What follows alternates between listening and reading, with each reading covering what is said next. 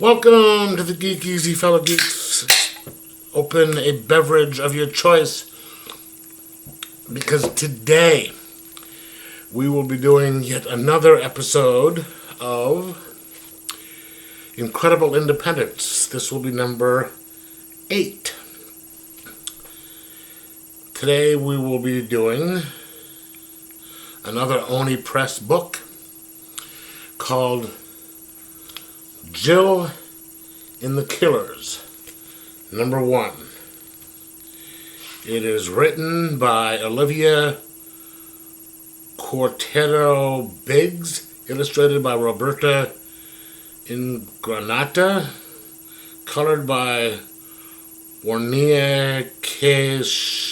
Okay, let me just put these up here so I am probably going to be butchering those names. Yeah. Alright. This is a really kind of a cool book. I didn't know what to think about the book when I saw the title, because I had seen an advertisement for it in the back of Invasive, and they referred to it as a thriller. As you can see right here, it is a double-sized and deadly thriller. But hey, it sounds like something that would be entertaining. I actually really liked this book. It starts out with I guess that is a cop car going into the river, and the woman inside being stuck, and she's drowning, or you don't know if she actually drowns, but she's trapped in the car. Switch to boom. It is Jill, the aforementioned, the Jill of Jill and the Killers. That is the daughter of the woman in this car. So she has been at home for the last year. She and her father are mourning their mother.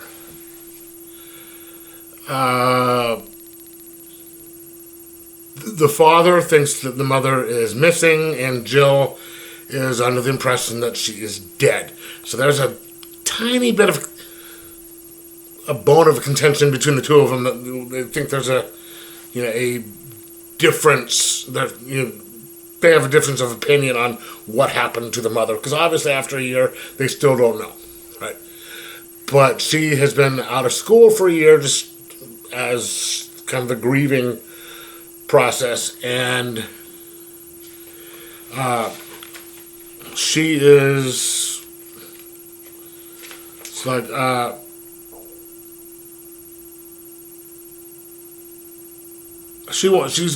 today is her first day back at school. This is going to be her senior year, and she wants to go back. So she leaves the house and is she's skateboarding to school. So you get to meet a little bit of cast of characters. They've got this really kind of this older lady, a couple houses down, and her son is there, and he's a school-age kid. So it's him and his girlfriend taking pictures. They are friends of Jill's.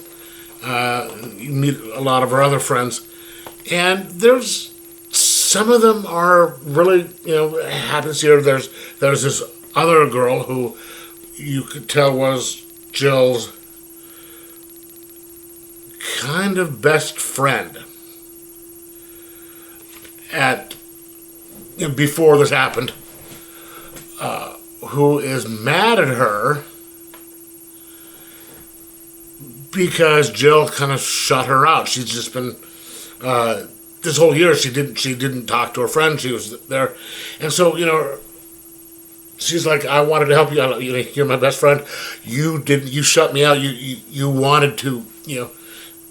I wanted to help you. You're my friend. I wanted to help you, but and her friend has a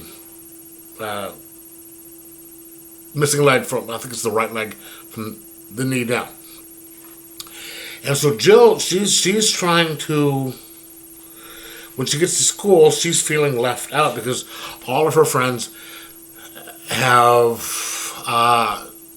there's this new girl in the group who is kind of this kind of cool girl, and she refers to herself as a witch, and she's the cool, snappy, girl, and Jill feels like she's being replaced. She's like, and they have all gotten into unsolved crime podcasts. And so Jill's just like, oh yeah, I'm into that. And they bring up there's this kind of an app or this thing that you can subscribe to.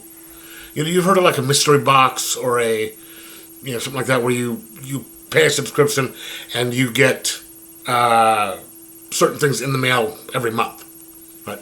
Well, these girls, they want to do that, but this thing is an unsolved, a real life crime thing.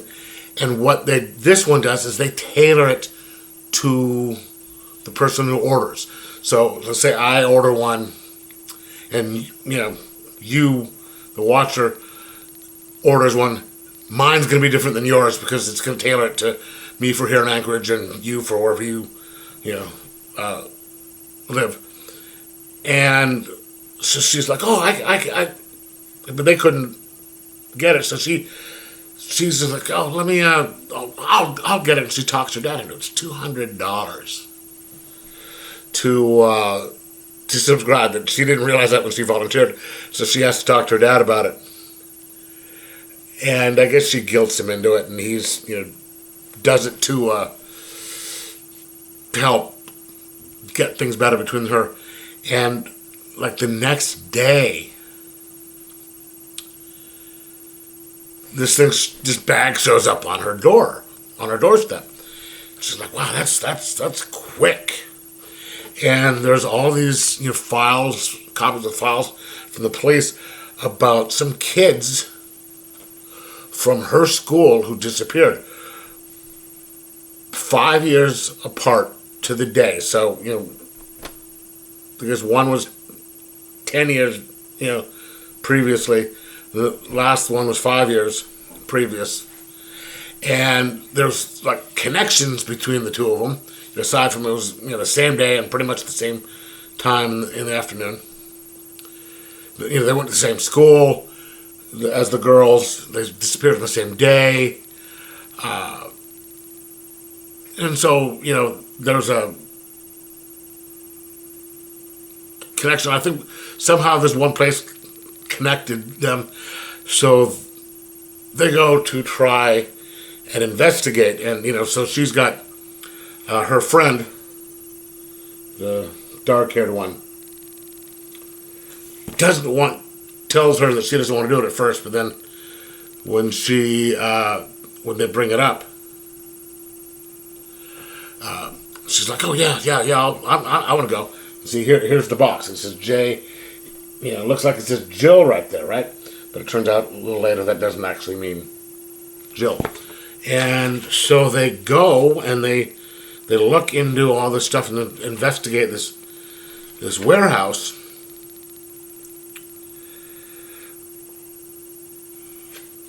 And they find an actual foot in there, a real person's foot. And they're like, holy shit. So the next morning they go to the cops. It's a junkyard. So there's actually dogs there that they, Jill was smart enough to bring some steak so she could, get the dogs away. And they're like, how do you know to bring the steak? This is a junkyard. There's always dogs here. So she goes to her mother's co-workers or former co-workers and says, hey, we found the stuff. And then the weird thing is the next day, the actual box that they ordered showed up. So the first thing that they got wasn't what they ordered. So there's someone who's actually knew what they're doing and brought this thing. So how, this first thing is not what they ordered, and so they're like, oh, we really have to check this shit out. We need to do this stuff. And I'm not going to go any farther into it. But this thing, it's a double setup. It was $6.99 for a double-sized issue, and it sets up the whole situation. There's more to it than what I described in here, but it is very well written. All the kids in here are very well written. They're all kind of how all high school kids are kind of similar. All the ones in the cliques are all kind of similar. So they're similar in that way, but they're all distinct in their individualness. It's very kind of interestingly done, just because it's natural progression. The conversations these girls have are,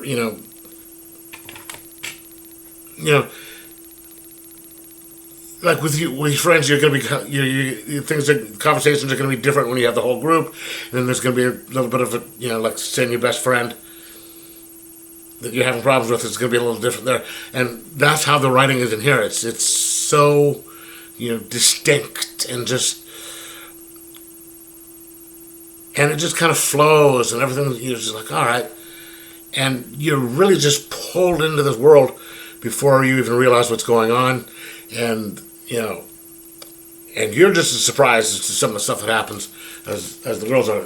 You can't see what's coming with this, and it's really just quite good. And the art is, pretty good. It goes well with the story. And I'm going to give this, again, just like the last one, I'm going to give it a 4.5 out of 5. And 4.75 out of 5. And just say, pick it up. Because it's by the end of the book, you're just like, oh, wow, I cannot wait to get the second one. I mean, I automatically, I saw it, and, after I got done reading it, I called up my shop and said, pull list, thank you, pull list. Just so I make sure that I get the next one. And I recommend you do that on this one yourself.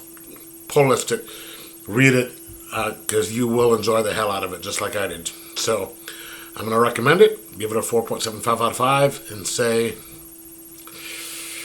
good one. Anyway, let me know in the comments below whether or not you liked it and what you thought of it. And like, subscribe, and most of all, enjoy your comics.